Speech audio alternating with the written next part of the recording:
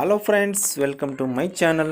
Karthika Deepam 2 serial అభిమానుల ప్రేక్షకుల కోరికల మేరకు కార్తీక దీపం 2 పేరుతో రిలీజ్ చేయడం జరిగింది.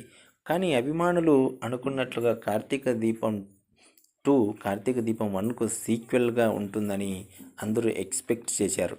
కానీ అభిమానుల ఎక్స్పెక్టేషన్కు ఆపోజిట్గా అప్పటి పాత్రలైనటువంటి సౌందర్య, దీప, మౌనిత, శౌర్య, హిమ, భాగ్యం, ఇలా కార్తీక్ ఇలాంటి పాత్రలకు ఏమాత్రం సీక్వెల్గా లేకోకుండా క్వైట్ ఆపోజిట్గా ఉండడంతో అభిమానులకు, ప్రేక్షకులకు ఓల్డ్ సీరియల్స్ను పోల్చుకోవడంలో ఏమాత్రం అర్థం కాని పరిస్థితిలో కన్ఫ్యూజ్ను క్రియేట్ చేస్తున్నది.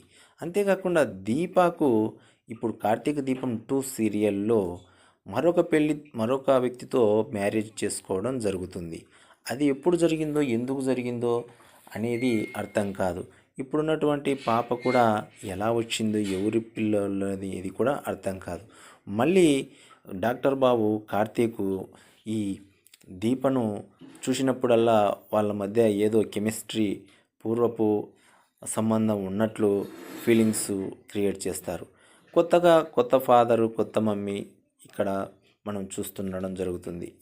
ఇలా ఎలా వచ్చారో, ఏ పాత్రలు ఎలా వచ్చాయో, ఏ విధంగా క్రియేట్ చేశారనేది పూర్తిగా డైరెక్టరు ప్రేక్షకులను కన్ఫ్యూజ్లోకి నెట్టాడని చెప్పవచ్చు. ఈ విలన్ పాత్రల్లో కూడా మౌనిత పాత్రలలో బదులు కొత్త క్యారెక్టర్లను తీసుకోవడం జరిగింది. ఇది ఒక ప్రారంభంలో శంకుస్థాపన చేయడంలో క్యారెక్టర్స్ ఇంట్రడక్షన్ అనేది చాలా కన్ఫ్యూజనేషన్స్కు గురవుతున్నది అనేది 100కి 100 నిజం. మీకు కూడా ఇలాగనే అనిపిస్తే ఒక కామెంట్ చేయండి. మాకైతే మాత్రం చాలా కన్ఫ్యూజనేషన్ అనేది అవుతుంది. సీరియల్ను చూడాలనేటువంటి ఇంట్రెస్ట్ కూడా కోల్పోతున్నాము.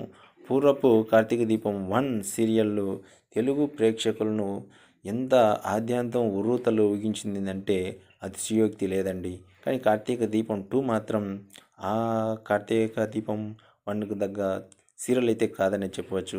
Please like, share, subscribe.